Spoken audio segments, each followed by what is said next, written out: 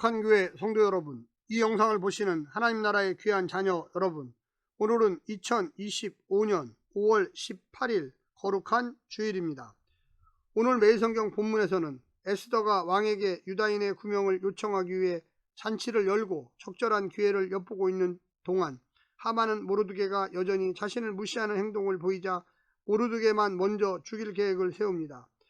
이렇게 에스더가 유다인을 구명하기 위해 차근차근 준비하는 동안 하만과 모르드게의 갈등이 첨예화되면서 모르드게의 목숨이 경각에 달립니다.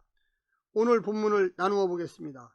에스더 6장 1절부터 3절, 왕이 역대 일지를 읽음, 4절부터 9절, 하만의 오해, 10절부터 11절, 하만이 모르드게를 존귀케 함, 12절부터 13절, 하만 몰락의 시작. 오늘 본문 에스더 6장 1절부터 13절 말씀을 듣고 다시 오겠습니다. 에스더 6장. 그날 밤에 왕이 잠이 오지 아니하므로 명령하여 역대 일기를 가져다가 자기 앞에서 읽히더니 그 속에 기록하기를 문을 지키던 왕의 두 내시 빅다나와 데레스가 아하수에로 왕을 암살하려는 음모를 모르드게가 고발하였다 하였는지라. 왕이 이르되 이에 대하여 무슨 존귀와 반작을 모르드게에게 베풀었느냐 하니 측근 신하들이 대답하되 아무것도 베풀지 아니하였나이다 하니라. 왕이 이르되 누가 뜰에 있느냐 하매 마침 하만이 자기가 세운 나무에 모르드게 달기를 왕께 구하고자 하여 왕궁 바깥뜰에 이른지라. 측근 신하들이 아뢰되 하만이 뜰에 섰나이다 하니 왕이 이르되 들어오게 하라 하니 하만이 들어오거늘 왕이 묻되 왕이 존귀하게 하기를 원하는 사람에게 어떻게 하여야 하겠느냐.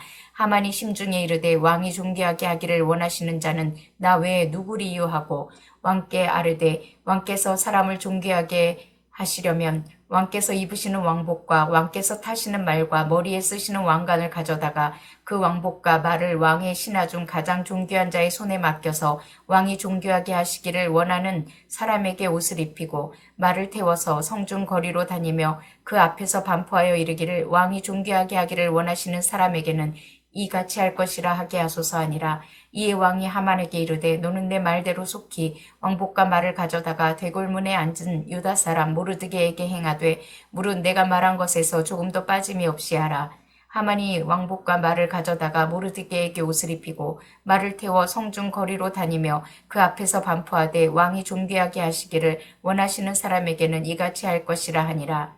모르드게는 다시 대궐문으로 돌아오고 하만은 번뇌하여 머리를 싸고 급히 집으로 돌아가서 자기가 당한 모든 일을 그의 아내 세레스와 모든 친구에게 말하매 그중 지혜로운 자와 그의 아내 세레스가 이르되 모르드게가 과연 유다 사람의 후손이면 당신이 그 앞에서 굴욕을 당하기 시작하였으니 능히 그를 이기지 못하고 분명히 그 앞에 엎드러지리이다. 페르시아 시대의 왕복은 금자수를 놓은 자주색 옷으로 왕의 권위를 상징합니다.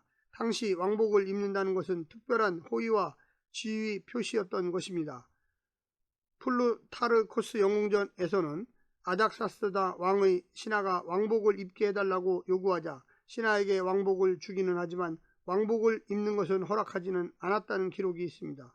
또한 추방된 스파르타 왕이 자신에 대한 선물로 페르시아 왕관을 쓰고 사르디스를 통과할 수 있는 은혜를 베풀어 달라고 합니다.